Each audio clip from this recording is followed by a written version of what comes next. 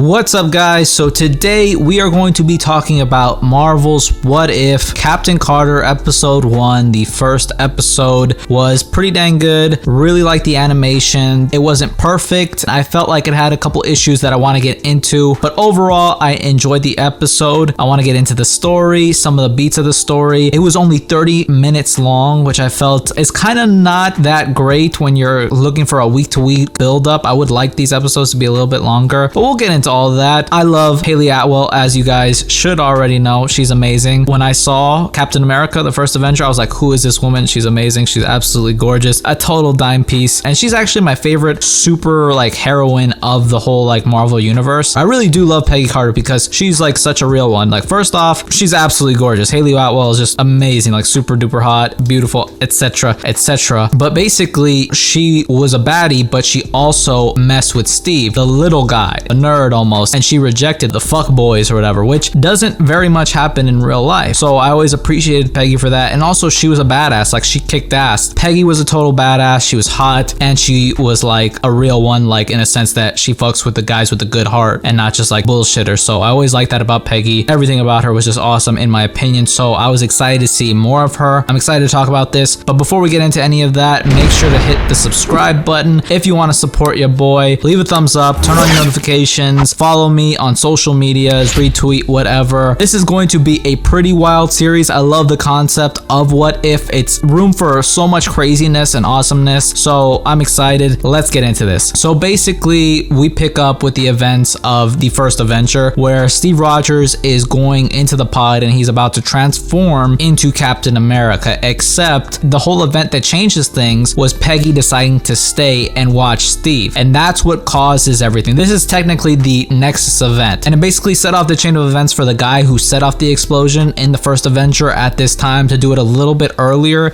and he actually made it so it affected the machine and the process and Steve Rogers, and he actually shot Steve Rogers, so Steve Rogers couldn't go into the pod, and therefore Peggy was the only one who could do it where the super soldier serum wouldn't be wasted. So Peggy is then transformed into a super soldier, and she's met with a lot of, I guess, I wouldn't say misogyny, but I would say definitely some sexism, and it was a little bit over the top, but I don't know if they're getting at something with that, but it is the 1940s, so I 100% get why that would be so out there and so much, that kind of sexism that she was getting from that general. And this whole episode is kind of like a speed through of the first Avenger, to be honest, just with changed events. Obviously, Peggy isn't being put to use as Captain Carter or with her super soldier serum, just like Steve Rogers wasn't, and then she decided, through the help of Steve Rogers and through the help of Howard Stark, who made her the Captain Carter uniform, that she was gonna go and help, and she ends up rescuing Bucky and the Howling Commandos and actually gets a hold of the Tesseract, which Howard Stark actually uses to make the Hydra Stomper. That gets Steve Rogers into the game and,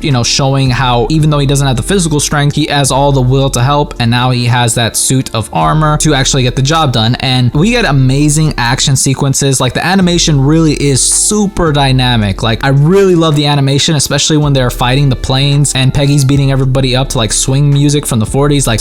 So just awesome. It reminded me of old Pixar shit. I don't know why, maybe Monsters Inc., but it was just really good. I love that Peggy still loves Steve. I like that is their I guess through line throughout the multiverse, is that Peggy and Steve love each other. This just further proves that Peggy would love Steve even without the serum, which I really loved, and it was already kind of apparent to me in the first Avenger. Honestly, I didn't need this episode to know that Peggy would have loved Steve no matter what. I really like that. Howard Stark kind of cock blocks them when they're going in for their first kits, which is come on, Howard, what the fuck are you doing, dog? And instead of Bucky, Steve falls during that train sequence. Hydra set the train up with explosives, and that's what set off everything. So Steve is now lost. Peggy is super worried and super distraught because of that. Nobody really wants to help her. The general's not really, giving his all to try and find Steve. He's more worried about the Hydra Stomper suit. So she's pissed off. With that, she interrogates Arnim Zola, and he's a little bitch, so he gives in and he gives up the Red Skull's location. They go to the Hydra facility, and Red Skull's whole prerogative is to summon a beast, or the Hydra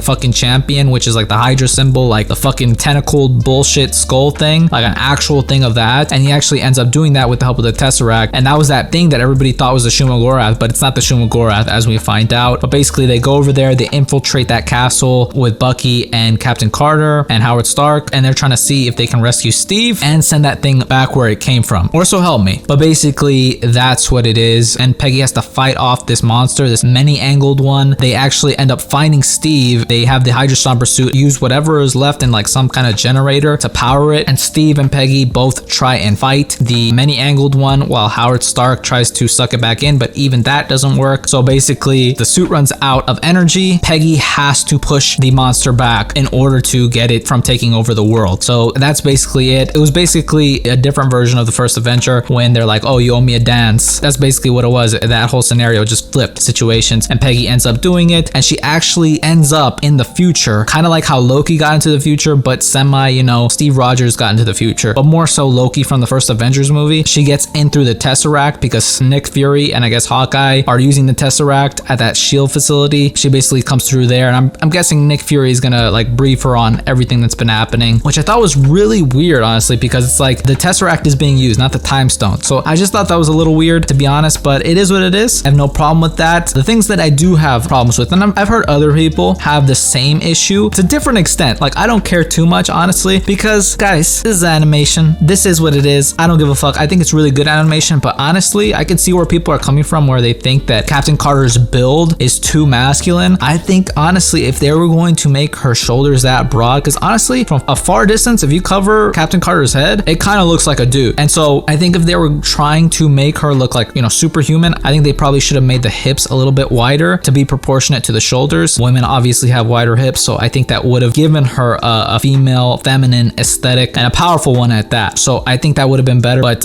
it's Hayley Atwell, so it's all good. Still beautiful as hell, great animation. I honestly think there's gonna be so many like hentai jokes because of that final battle in this episode. It's gonna be pretty hilarious. I haven't seen any yet, but I think there's going to be some, honestly. The other problem that I had with this episode was that it felt a little rushed. It felt like a speed through of the first Avenger. Like, I really would have liked it if they would have made this episode like 45 minutes. Like, it just feels like 30 minutes, and it's not even 30 minutes at that. It's maybe like 27 minutes, which is, you know, typical of like an animation or a cartoon show, right? But I just feel it's a little too short for a week-to-week release like kind of thing. I don't know. I just feel like it's a little too short. So that was the only real issue that I had with it. Other than that, the animation, guys, it's so dynamic. It's so good. Very, very good action. I thought there was going to be good action, but it was way better than I expected. Very, very good. And I actually enjoyed this type of ending better than I did the first Avenger. I felt like this was just way cooler, obviously, because there's this like crazy beast, which is not the Shumagorath, but the Shumagorath might actually come down the road, guys, because that whole thing where the Yggdrasil tree was, that was hiding the Tesseract, that looked hella like Shumagorath, like kind of like an eye almost, just with the square in the middle. Like it looked like it was alluding to that. So I'm thinking we're gonna see Shumagorath somewhere in this series and down the road, hopefully in Doctor Strange. Hopefully we see Peggy Carter come through too. I think we're gonna see a lot of characters from this show actually pop up in live action, like Captain Carter, probably getting Killmonger, probably getting Marvel Zombies, honestly. I think that'd be super cool. So I can't wait. Overall, I really enjoyed the episode. I can't hate on Hayley Atwell. She's divine. It's too good. Anyways, shout out to Sebastian Stan for actually voicing his character. That was awesome. Samuel L. Jackson obviously voicing Nick Fury, and I think it was Jeremy Renner as Hawkeye. At least I hope it was. It sounded like him. But if this sets the precedent, I'm very excited for the future of this series, and not just in this season, but in season 2. I think it's gonna go absolutely nuts. Can't wait for the rest of the episodes. Next week is T'Challa Star-Lord, so I can't wait for that one especially. We're gonna get to hear Chadwick Boseman again, guys. We are blessed. Anyways, let me know what you thought of the episode, whether you liked it or not. Let me know your thoughts. If you liked the video, leave me a thumbs up, comment down below, and if you want, subscribe. I always appreciate it. Thank you guys so much for watching, and I'll see you in the next one.